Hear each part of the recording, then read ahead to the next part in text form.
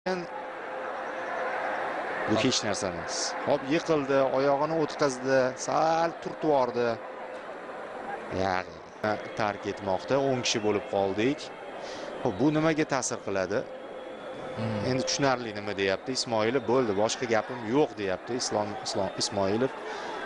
O'zing yog'iga javob beradi. Ko'z yoshlari bilan Nurbek chiqib ketyapti. Hechqisi yo'q.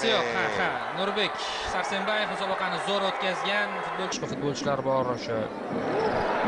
Raqibda imkoniyat. Qaror hakam jarima zarbasi berilsa kerak, chunki tashqari deydi.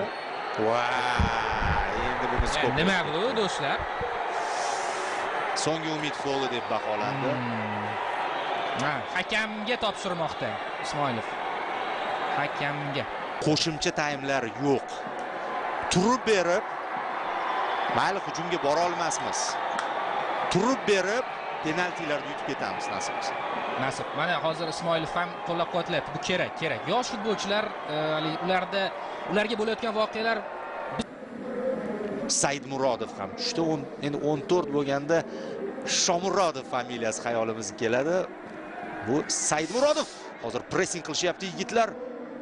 Yaxshi, Aliyev bor. Yo'q, bu yerda oxirgacha borgan va Yazid. Mana.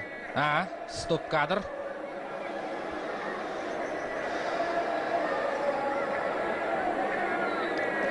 Penaltilar orqali yutib ketamiz deganimda ko'plikda mana bu penalti bo'lishini bilmagandim, lekin bunaqa variantga ham rozimiz.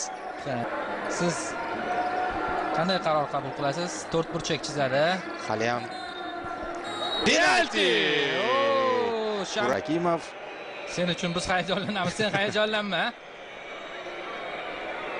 Zarba! Afsuslar! Aynan Rustamjonov katta sahnaga chiqyapti, boya aytganimizdek. Vaqtni cho'zmayapmiz. Yo'q, hujumga. Bu o'zbekcha futbol mana shunaqa bo'ladi. O'rgan Saudiya, Hasanov o'tdi, ichkariga kirdi. Yo'q, kirdi. Darvozalash! Gol! Hasanovni butun dunyo ko'ryapti. Mana Hasanov. Hamma his etyapti.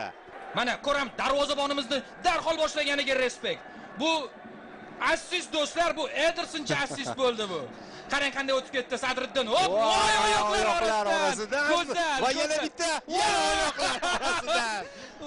Hozir Mo'minxon